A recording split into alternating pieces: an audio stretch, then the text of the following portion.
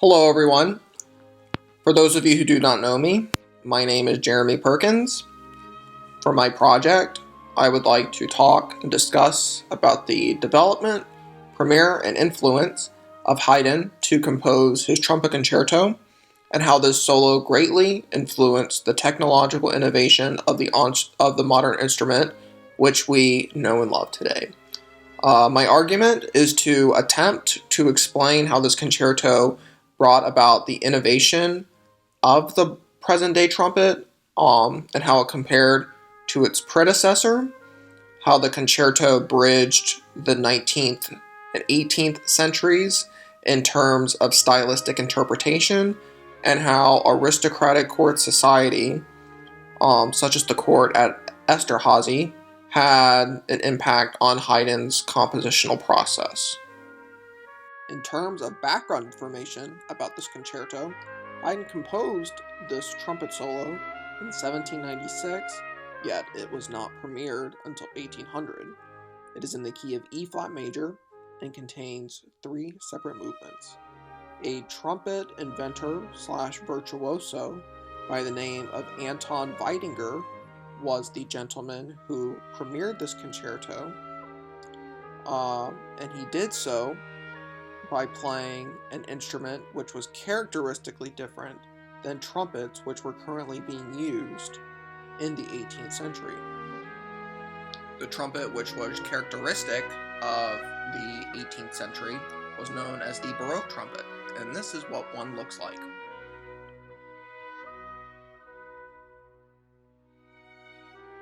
So as you can tell by looking at the picture, is that this trumpet is very different from that of the modern trumpet which we are familiar with today.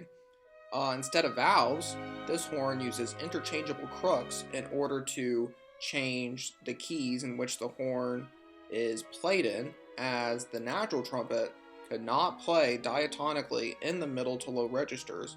However, when played in the upper register, where partials are a lot closer, players could manipulate a diatonic scale using only their face or chops to achieve this phenomenon. A great example of this that I like to think about is Bach's Brandenburg Concerto No. 2.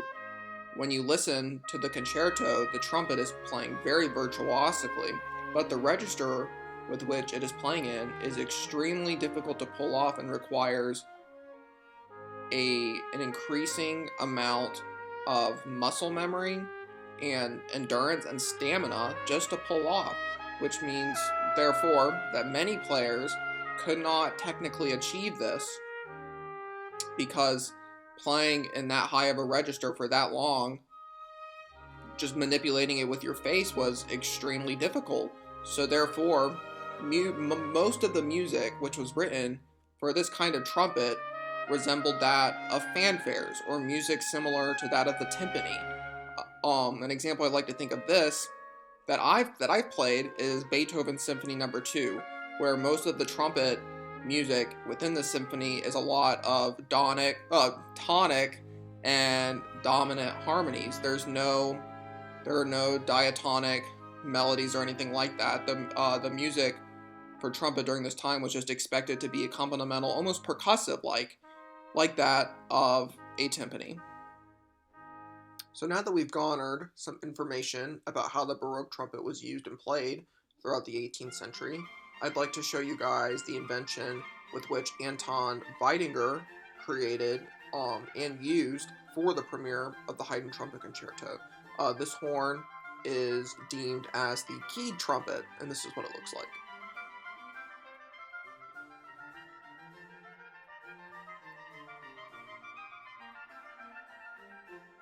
So as you can see, this trumpet is drastically different from that of the natural and Baroque trumpet, which we just saw prior. The most stark difference between these two horns are the keys present in the shorter tubing of the keyed trumpet. The keyed trumpet has sound holes in it like that of a woodwind instrument, with tuning slides added instead of crooks. This invention, which Weidinger had spent several years developing, was capable of playing in a register which the now obsolete Baroque trumpet was unable to attain. Also, this horn was able to play a diatonic major scale, which the Baroque trumpet was not able to do unless in a very high tessitura. Haydn was great friends with Weidinger, and, as a result, wanted him to show off this new invention through the Trumpet Concerto. So now, I'd like for us to listen to the exposition of this concerto, where afterwards we can discuss and talk about certain elements and techniques present, which were groundbreaking for the brass instrument at the time and completely shocked audiences at the premiere in 1800.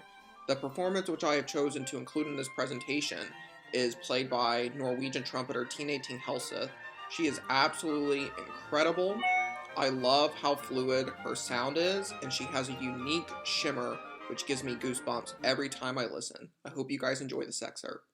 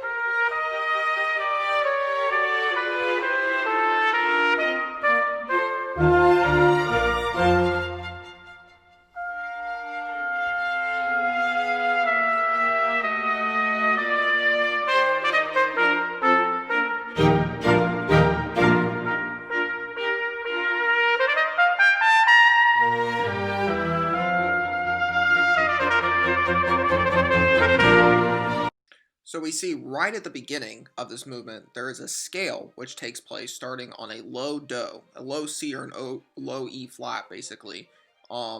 Just this alone is astounding, as this was the first time any trumpet was able to play in this register and this type of scale.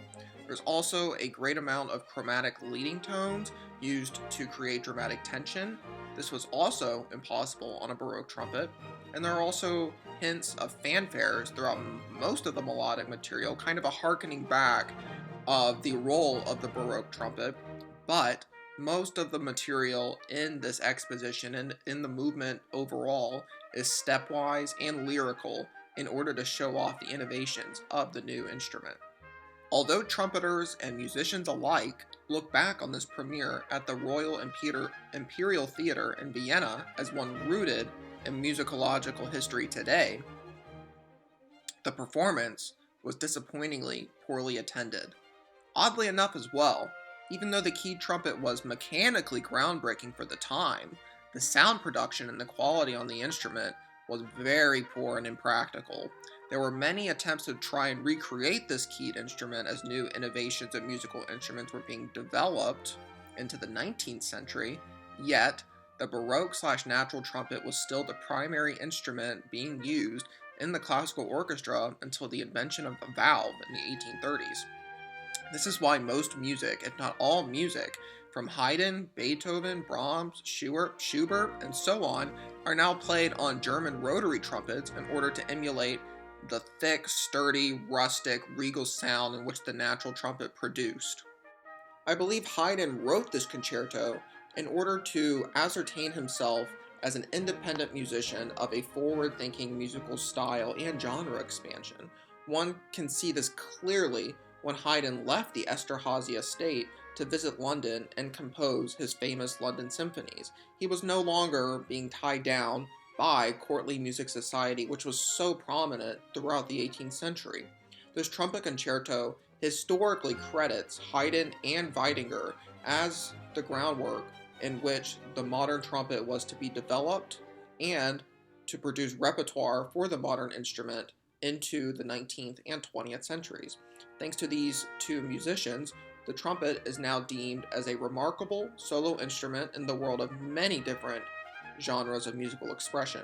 Without this concerto, who knows how the development of the instrument would have turned out. I hope you all have enjoyed this presentation as much as I have had giving it, and I look forward to hearing your thoughts. Cheers.